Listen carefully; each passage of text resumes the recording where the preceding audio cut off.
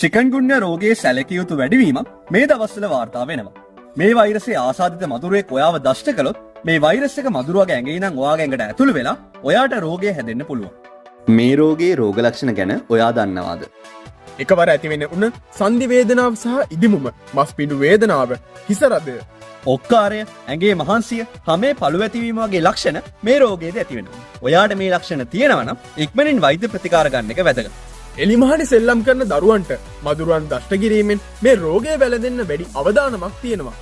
චිකන්ගුන්යා රෝගය බෝ කරන්නේ ඩෙන්ගු රෝගය බෝ කරන මදුරු විශේෂ වලින්මයි. මේ මදුරුවන්ගේ දෂ්ට කිරීම වැඩිපුර වෙන්නේ අලුයම් කාලයේදී හා හවස් කාලයේදී.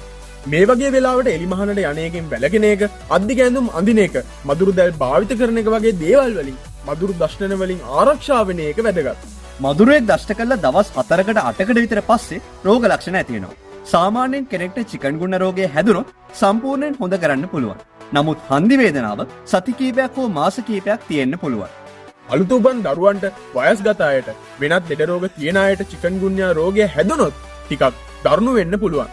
කලින් කිව්වා වගේම මේ රෝගය බෝ වෙන්නේ මදුරුවන්ගේ දෂ්ට කිරීම වලින්. පුද්ගලයාගෙන් පුද්ගලයාට කෙලින්ම මේ රෝගය බෝ වෙන්නේ නැහැ. මේ රෝගය පාලනය කරන්න ඔයාට කරන්න පුළුවන් වැදගත්ම දේ තමයි මදුරුව බිත්තර දාන තැන් විනාශ කරන එක. මේ දවස්වල තියෙන වැස්ස හින්දා ඔයාගේ ගෙදර තියෙන මල් පෝච්චි, ටයර්, බාල්දි, හිරවුණු කාණු වගේ තැන්වල නොසෙල්වෙන ජලය එකතු වෙලා තියෙන්න පුළුවන්. චිකන්ගුන්යා රෝගය බෝ කරන මදුරුව බිත්තර දාන මේ වගේ තැන් පිරිසිදු කරන එක ඔයාගේ වගකීමක්. ඩෙන්ගු රෝගය වළක්වා ගන්නත් මේකෙන් උදව්වක් ලැබෙනවා. චිකන්ගුන්යා වසංගතයක් රටේ ඇති වෙන එක වළක්ව ගන්න මේ පණිවිඩය හැමෝටම ෂෙයා කරන එක ඔයාගේ වගකීම. මීට අමතරව ඔයාට තියෙන සෞඛ්‍ය ගැටලු මේ වීඩියෝ එකට කමෙන්ට් කරන්න.